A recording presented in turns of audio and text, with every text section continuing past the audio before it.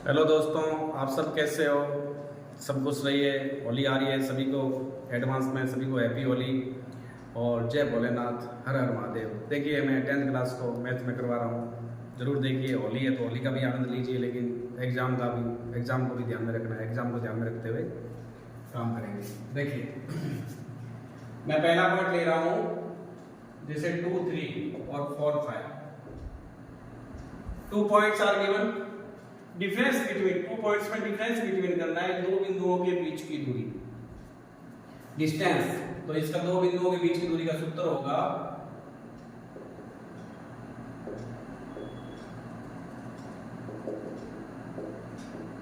दो बिंदुओं के बीच की दूरी। मैंने एग्जाम्पल के तौर पर लिया है रूट x2 माइनस x1 का whole square plus y2 minus y1 का होल स्क्वायर। दो बिंदुओं के बीच की दूरी का सूत्र पूछे तो रूट ब्रैकेट में x2 माइनस x1 का whole square plus y2 minus y1 का होल स्क्वायर। That's clear.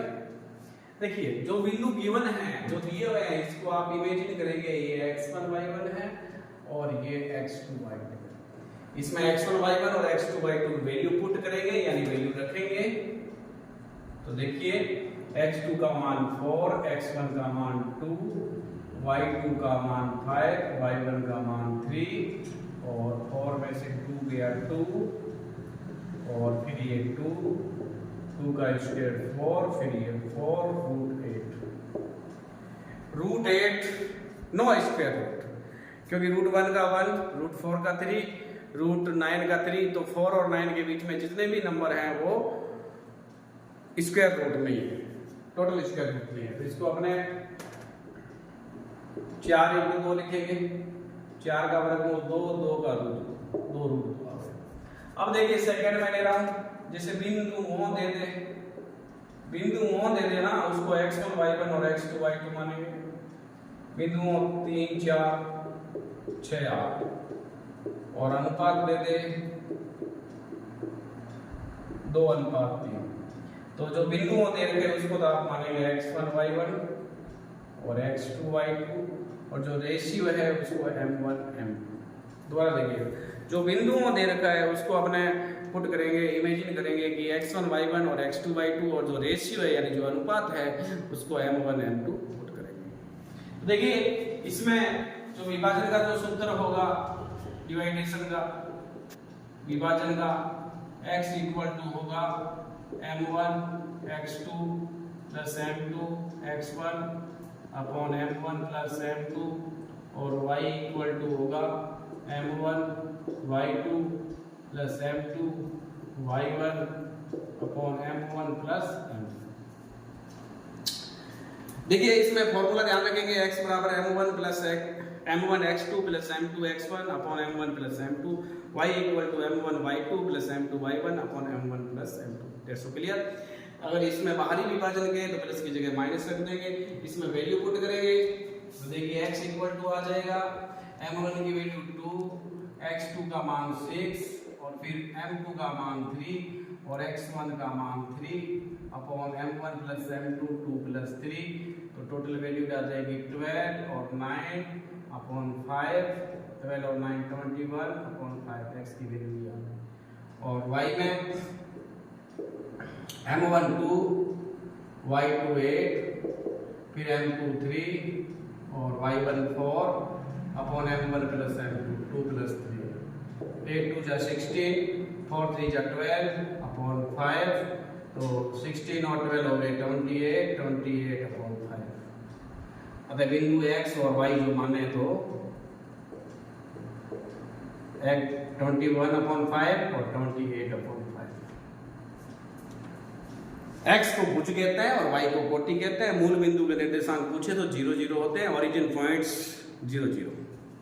अब देखिए, जैसे थर्ड ले रहा हूं मैं, जैसे ये दे दे 4 8 6 और 6 8 का मध्य बिंदु, मिडिल पॉइंट याद करें, मध्य बिंदु याद करें।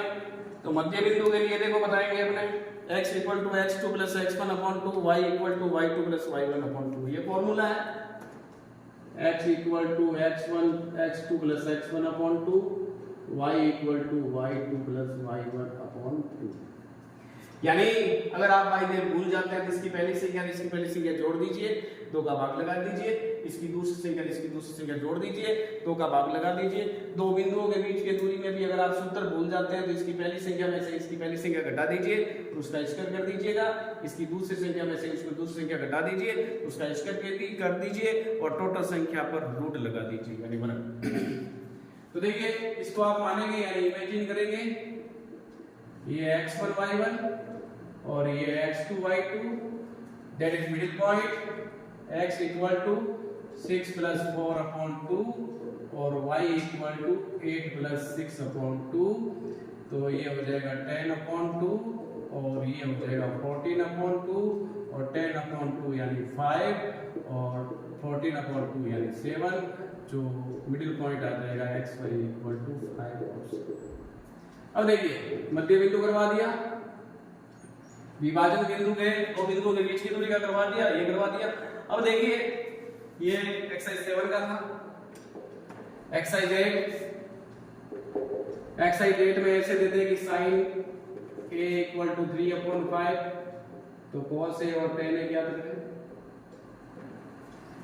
पाइथागोरस ने कहा था, पाइथागोरस प्रमेय है, इसने कहा था किसी एक बड़ी संख्या का वर्ग अगर अन्य दो छोटी संख्याओं के अलग अलग वर्गों के योग के बराबर है तो वो पाइथागोरस प्रमेय को सिद्ध करता है। यानी पाइथागोरस ट्रिपलेट, कर्ण स्क्वायर इक्वल टू आधार स्क्वायर प्लस लंब स्क्वायर। समकोण त्रिभुज में सबसे बड़ी भुजा कर्ण होती है, जिस पर अपने टिके हैं वो आधार है, जिस पर खड़े हैं वो लंब है, वो लंबाई है।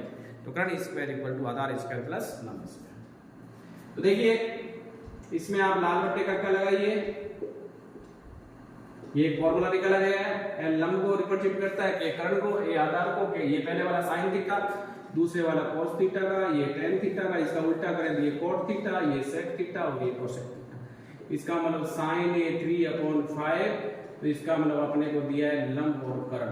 तो तीसरी भुजा कौन सी नहीं है, तीसरी भुजा आधार नहीं है। तो आधार का फॉर्मूला होगा आधार स्क्वायर इक्वल टू रूट कर्ण स्क्वायर माइनस लंब स्क्वायर,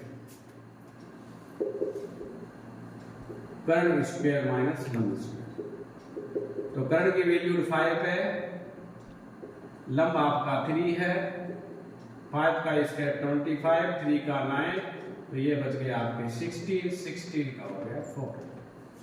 अब देखिए अतः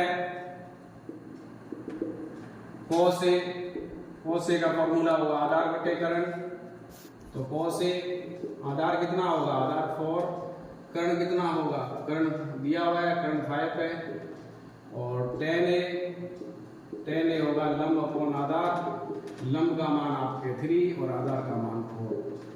ध्यान रखना समकोण त्रिभुज में सबसे बड़ी भुजा होती है वो कर्ण होती है। अब देखिए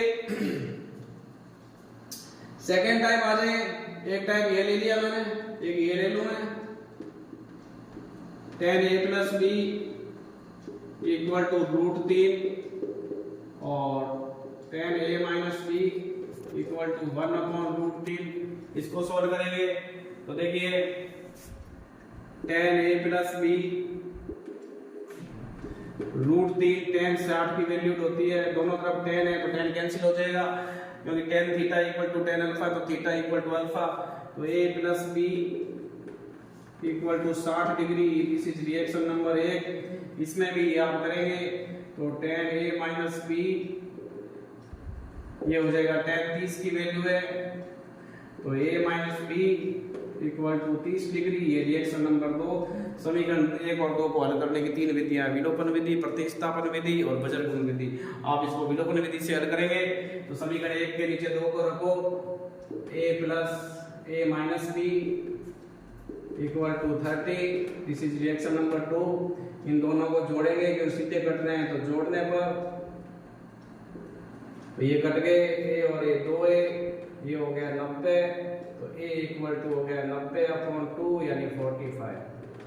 a का मान 45 आ गया। अब a का मान आप किसी भी समीकरण में रख दो, b का मान आ जाएगा। a का मान समीकरण 1 में रखने पर a का मान समीकरण 1 में रखने पर समीकरण 1 में रखेंगे तो समीकरण 1 है a plus b equal to 30, A का मान 45 plus B equal to 60, B बराबर 60 माइनस 45, 60 में से 45 गया 15। ये भी सवाल बहुत अच्छा है। एक लास्ट ले रहा हूं मैं, जैसे ये आ जाए tan 30 upon 1 minus tan square 30, plus ले लो माइनस ले लो। तो देखिए इसका कैसे होगा, टेबल से tan 30 की 1/√3 वैल्यू, tan 60 की √3 होती है, tan 45 का 1 होता है।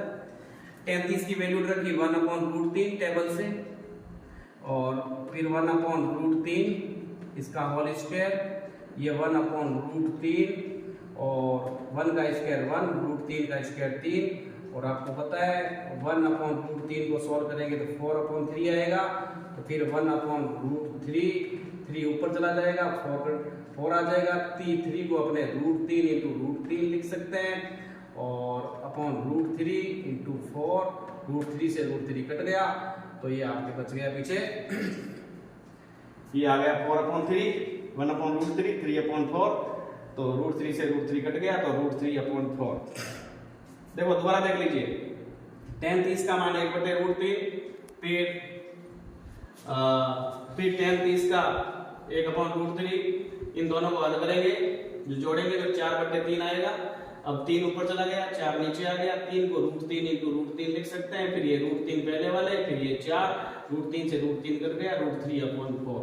तो देखिए दोस्तों, मैंने ये कुछ एक्सरसाइज 7 के, एक्सरसाइज 8 के कुछ करवाया है, तो इनको आप एग्जाम में आपको बहुत इसका बेनिफिट्स मिलेगा, जरूर कीजिए, और वर्क बुक में जरूर करें आप। जब तक आप वर्क बुक में नहीं करेंगे तब तक आपको बेनिफिट्स नहीं मिलेगा, वर्क बुक में आपको करके देखना ही पड़ेगा, क्योंकि जब तक वर्क बुक में नहीं करेंगे तब तक आप एग्जाम में सॉल्व नहीं कर सकते। आपका बोर्ड में अगर बोर्ड में समझ में आ गया और आपने वर्क बुक में नहीं किया तो आप एग्जाम में नहीं सॉल्व कर सकते उसको।